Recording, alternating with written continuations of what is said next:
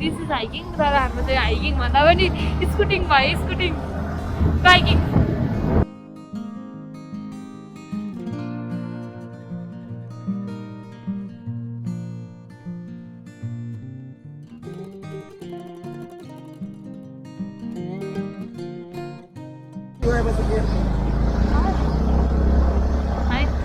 हामीभन्दा अगाडि अर्को स्कुटर गयो अब दिदी त्योसँग पुरै राइड गरेर जानुहुन्छ कम्पिटिसन दिदीको त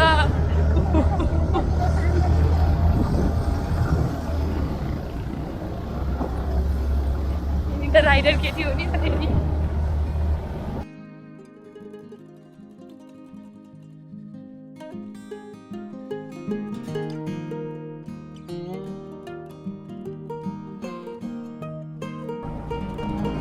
तर है हामी हाइकिङ आउने भनेको थियौँ आज स्कुटिङ भइरहेछ त्यही पनि वी आर इन्जोइङ दुईजना छौँ नि त सोध्दै सोध्दै यो बाटोमा गोलासोला खाएर जानुपर्छ क्या दिदी आइस गोला हजुर भने है हामी हाइकिङ आउनु पर्ने मान्छे स्कुटर यहीँ राखिदिन्छौँ हेरिदिनु ल हाम्रो बाइक माथि पनि ठाउँ छ राख्ने माथि छैन उता तलबाट माथि जानुपर्छ बाइक राख्ने ठाउँ के स्कुटर एउटा यहाँ राख्न पाउँछ एउटा त्यहाँ एउटा डाइरेक्ट मन्दिरतिर गएपछि त्यहाँ तलबाट घुम्नुपर्छ दिदीले आफूभन्दा धेरैमा स्कुटरको छ के गर्ने अब मलाई त चोट लाग्यो नि निको हुन्छ स्कुटरलाई चोट लाग्यो पैसा नतिर्ने निको हुन्न त्यस्तो गर्नुहुन्छ early body is very very bad म त गोला भन्ने पहिलोचोटि खाने हो जुन मिठो हुन्छ त्यही खान्छु सिङ्गल सिङ्गल मैले फर्स्ट टाइम खान्छु तपाईँ यो दिन यो हे राखेर जानुहुन्छ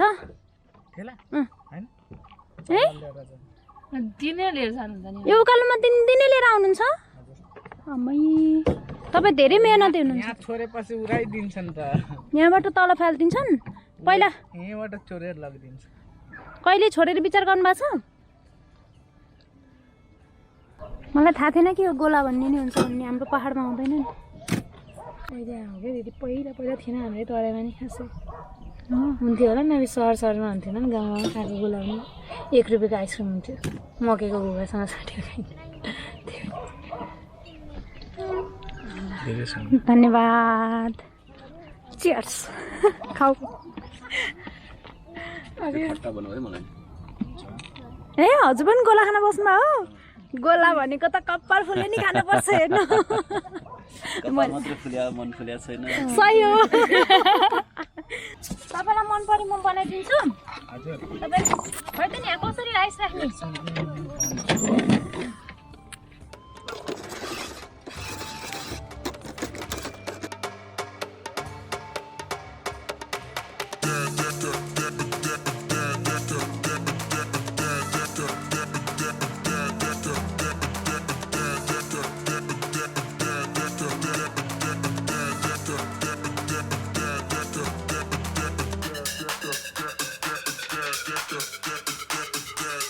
Yeah.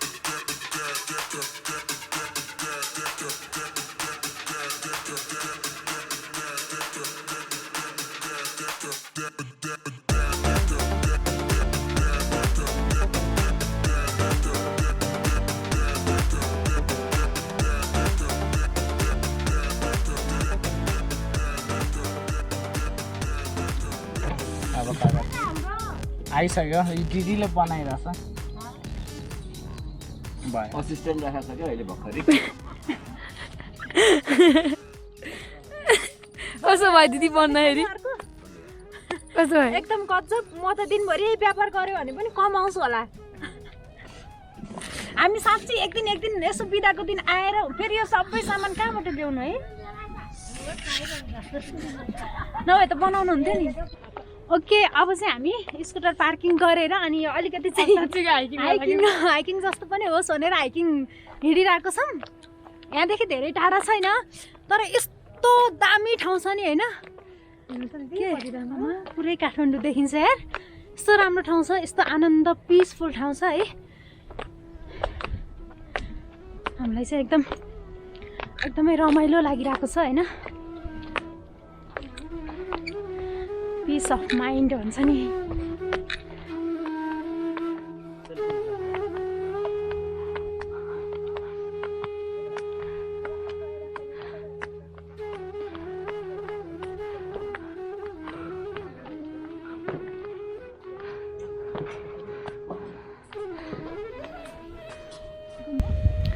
यो बुढा नीलकण्ठमा रहेको जामाचेन विजय स्तुपा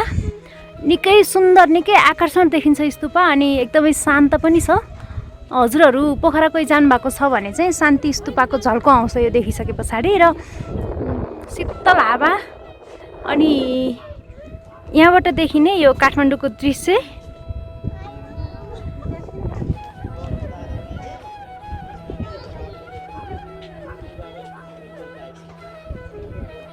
काठमाडौँबाट आउनको लागि चाहिँ बुढा नीलकण्ठबाट हजुरहरूले पब्लिक बसमा आएर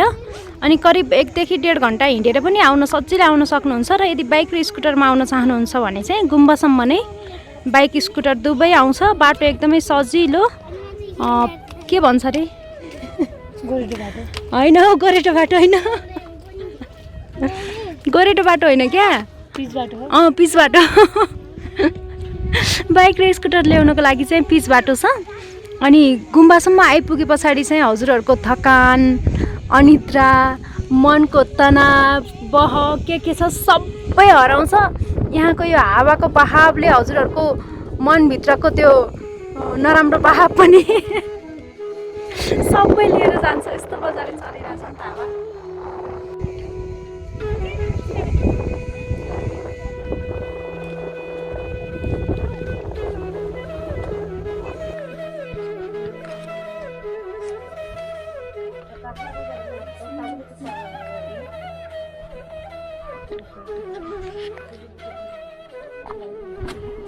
यो पहिला चाहिँ कुनै के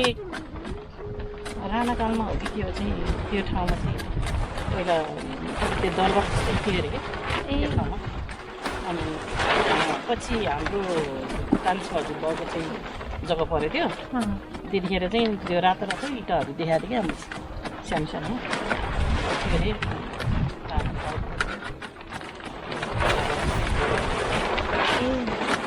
हावा त निकै चल्दो रहेछ है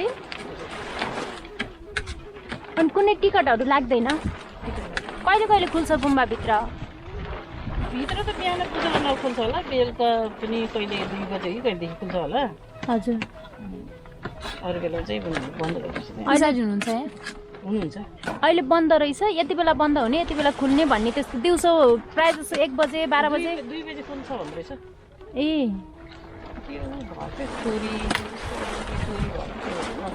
ए चोरी भएर धन्यवाद अनि यो बनिरहेको चाहिँ के हो दिदी हो यो बनिरहेछ नि त्यो लामाहरू बस्ने लामाहरू 3 वर्ष गुफा बस्ने